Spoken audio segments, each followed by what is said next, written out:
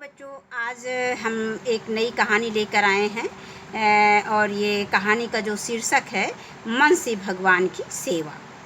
तो आइए हम कहानी को पढ़ते हैं और आप इसको ध्यान से सुनिएगा। एक नगर में एक शिवालय था। उसके चारों ओर बड़े बड़े कमरे बने हुए थे।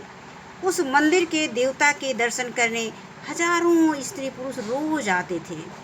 अचानक उस मंदिर का प्रधान पुजारी बीमार पड़ गया। फिर वह भगवान को प्यारा हो गया। मंदिर के प्रबंधक को दूसरे पुजारी की आवश्यकता हुई। उसने घोषणा कराई, जो आदमी कल सवेरे सबसे पहले इस मंदिर में आकर पूजा पाठ करेगा, उसकी परीक्षा ली जाएगी। यदि वह ठीक सिद्ध हुआ तो उसे पुजारी रख दिया जाएगा। मंदिर बहुत बड़ा था। मंदिर में बहुत लोग प्रसाद और धन चढ़ाने आते थे। मंदिर से बहुत से पुजारी मंदिर में पहुंचने के लिए तड़के ही चल पड़े। मंदिर पहाड़ी पर था। वहां पहुंचने का एक ही रास्ता था। उस पर भी रास्ते में झाड़ झंकार, कांटे और कंकड़ पत्थर थे। किसी प्रकार पुजारी लोग कंकड़ों और कांटों से बचते हुए मंदिर के द्वार पर पहुंचे। प्रबंधक ने सबको आदरपूर्वक बैठाया। सबके सामने शंकर जी की पूजा की। फिर सबको प्रसाद दिया। फिर सबसे अलग अलग प्रश्न पूछे गए। परीक्षा पूरी हो गई। धीरे धीरे दोपहर हो गई। प्रबंधक परिणाम घोषित करने की तैयारी कर रहा था। तभी वहाँ एक दुबला पतला युवक आया। उसके कपड़े फटे हुए थे। वह पसीने से भीगा हुआ था। प्रबंधक ने उससे कहा, तुम अब आए हो? परीक्षा तो हो चुकी।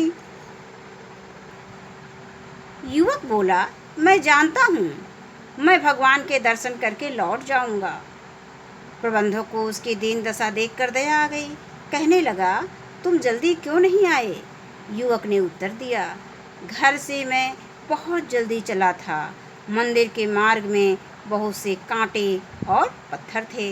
यात्रियों को उनसे कष्ट होता, अतः मैं उन्हें हटाने में लग गया।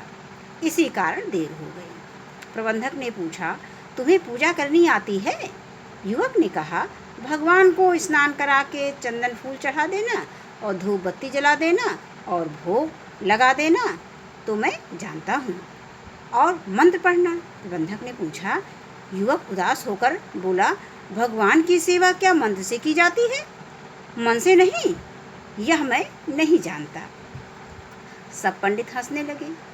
यह मूर्ख भी पुजारी बनने आया है। प्रबंधक ने कुछ सोचकर कहा, ठीक है, मैं तुम्हें पुजारी का पद सौंपता हूँ। मंत्र सीख लेना। मुझे जैसा आदमी चाहिए था वह मिल गया। अन्य पंडित प्रबंधक पर नाराज होने लगे। कैसा प्रबंधक है? इतने पढ़े लिखे विद्वानों के रहते यह एक मूर्ख को पुजारी नियुक्त कर रहा है। यह सब पंडितों का खुला अपमान है। प्रबंधक ने पंडितों की बातें ध्यानपूर्वक सुनकर कहा, भाइयों, अपने मतलब की बात तो पशु भी जानते हैं। बहुत से पशु बहुत चालाक भी होते हैं, लेकिन सचमुच मनुष्य वही है जो दूसरे के सुख में अपना सुख देखता है। मैंने ऐसा ही आदमी ढूंढ लिया है। अब मुझे आप लोगों से कुछ लेना देना नहीं है। सभी पंडितों के सिर अपने आप नीचे झुक गए। वे चुपचाप वहाँ से खिसक गए। तो बच्चों, ये कहानी है और ये कहानी यहीं पे अंत होती है। और कहानी सुनने के लिए धन्यवाद।